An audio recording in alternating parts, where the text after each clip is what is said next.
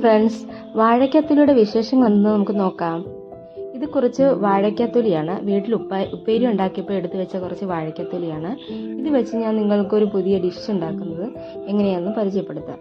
ഒരുപക്ഷെ നിങ്ങൾക്ക് എല്ലാവർക്കും അറിയാമായിരിക്കും.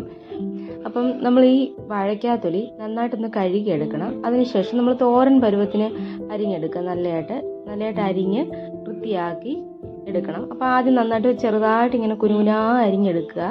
എന്നിട്ട് ഇത് നല്ലതായിട്ട് വെള്ളത്തിൽ ഇട്ട് വയ്ക്കുക. അതായത് കുറച്ച് പച്ചവെള്ളം എടുത്ത് അതിനകത്തിൽ മുക്കി വയ്ക്കുക. അതിനകത്ത് കുറച്ച് ഉപ്പും കൂടി ഇട്ട് വെച്ചിരുന്നാൽ ഇതിലുള്ള ഈ കറയെല്ലാം നല്ല വൃത്തിയായിട്ട് അങ്ങ് പോകും. ചെറിയൊരു നൂല് പോലൊക്കെ ഉണ്ടാവുമല്ലോ, അതൊക്കെ മാറി നല്ല വൃത്തിയാക്കി നമുക്ക് കിട്ടും. അപ്പോൾ ഞാനിപ്പോൾ ഇതെല്ലാം അരിഞ്ഞ് വെള്ളത്തിലിട്ട് കുറച്ച് ഉപ്പുമൊക്കെ ഇട്ട് വെച്ചിരിക്കുകയാണ്. അപ്പോൾ ഇത് കുറച്ച് നേരം കഴിയുമ്പോഴത്തേക്കും ആ ഒരു കറയൊക്കെ മാറി ഒന്ന് റെഡിയായി വരും. ആ സമയത്തേക്ക് നമുക്കിതിന് വേണ്ട അരപ്പ് നോക്കാം. ഇതിന് അരപ്പിന് ആവശ്യമായിട്ട് കുറച്ച് തേങ്ങ വേണം, കുറച്ച് മഞ്ഞൾപ്പൊടി, ഞാൻ കുറച്ച് ജീരകപ്പൊടിയാണ് എടുത്തിരിക്കുന്നത്. ജീരകപ്പൊടി, ചെറിയ ഉള്ളി, വെളുത്തുള്ളി, പിന്നെ ഒരു 2-3 പച്ചമുളക്, നമ്മുടെ എരിവിനാവശ്യമായ പച്ചമുളക്, പിന്നെ കുറച്ച് കറിവേപ്പില. ഇത്രയാണ് നമുക്ക് ഈ തോരന് ആവശ്യമായ അരപ്പെന്ന് പറയുന്നത്. അപ്പോൾ ഇതെല്ലാം കൂടി നമ്മൾ ചെറുതായിട്ടൊന്ന് മിക്സിക്കകത്തിട്ട് ഒന്ന് ഒതുക്കിയെടുക്കണം. തോരൻ പരുവത്തിന് നമ്മൾ ഒതുക്കിയെടുക്കത്തില്ലേ, ഒരുപാട് അരഞ്ഞു പോകരുത്. ചെറുതായിട്ട് മിക്സി ഒന്ന് ക്രഷ് ചെയ്ത് എടുക്കണം.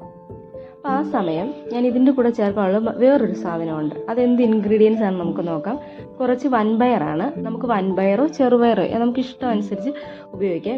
ഇവിടെ ഇപ്പോൾ വൻപയറായിരുന്നു ഉണ്ടായിരുന്നുള്ളത്. അപ്പോൾ ഞാൻ വൻപയർ ഒന്ന് വേവിച്ചെടുത്ത് വെച്ചിട്ടുണ്ട്. കുറച്ച് ഉപ്പൊക്കെ ഇട്ടൊന്ന് വേവിച്ചെടുത്ത്, അല്ലെങ്കിൽ ഇതിൻ്റെ രണ്ട് വേവാണല്ലോ, നമുക്കൊരുപോലെ കിട്ടില്ല ഇതിൻ്റെ വേവെന്ന്.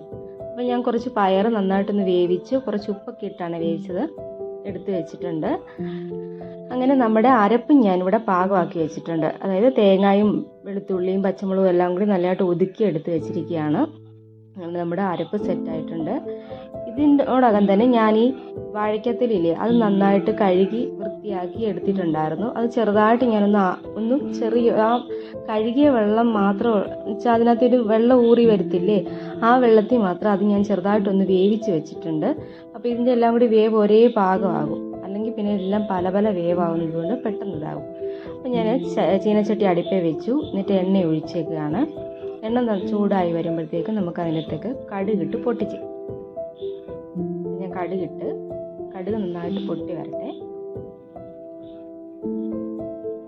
കടുക് പൊട്ടി വരുമ്പോൾ നമ്മൾ ഒരു നുള്ളു കറിവേപ്പില അതിനകത്തിൽ ചേർക്കുക.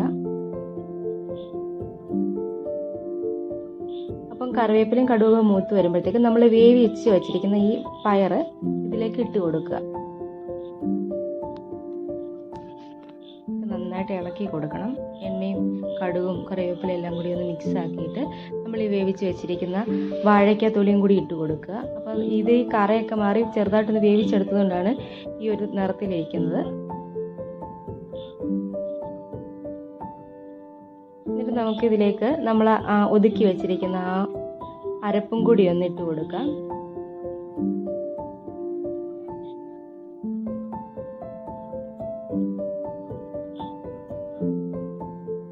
ഈ സമയം നമ്മൾ കുറച്ച് ഉപ്പ് ചേർത്ത് കൊടുക്കണം. ഓൾറെഡി നമ്മൾ ഉപ്പിട്ടാണ് പയറും വാഴയ്ക്കത്തൊലിയൊക്കെ വേവിച്ചിരിക്കുന്നത്. അതുകൊണ്ട് അതിനനുസരിച്ച് കുറച്ച് ഉപ്പ് ചേർത്താൽ മതി. കാരണം കുറച്ച് ഉപ്പ് ഉണ്ടാവുമല്ലോ നേരത്തെ തന്നെ. എന്നിട്ട് നമ്മൾ ഈ അരപ്പും ഉപ്പും എല്ലാം കൂടി നന്നായിട്ട് മിക്സ് ചെയ്ത് കൊടുക്കുക. അപ്പോൾ ഇങ്ങനെ മിക്സ് ചെയ്ത് നമുക്ക് ഇത് റെഡിയാക്കി എടുക്കാം. അപ്പോൾ നിങ്ങളെൻ്റെ ചാനൽ കാണുന്നുണ്ടെങ്കിൽ ഒന്ന് സപ്പോർട്ട് ചെയ്യണം, സബ്സ്ക്രൈബ് ചെയ്യണം, ലൈക്ക് ചെയ്യണം, ഷെയർ ചെയ്യണം, കമൻറ്റ് ചെയ്യണം. അപ്പോൾ നിങ്ങൾ എന്നിട്ട് ഈ ഡിഷൊക്കെ ഒന്ന് ട്രൈ ചെയ്ത് നോക്കണം. എല്ലാവർക്കും അറിയാവുന്നതായിരിക്കും, എങ്കിലും നല്ല ടേസ്റ്റാണ്. അപ്പോൾ ഇതെല്ലാം നല്ലതായിട്ടൊന്ന് ചിക്കിയെടുക്കുക, അതായത് തോർത്തിയെടുക്കുക.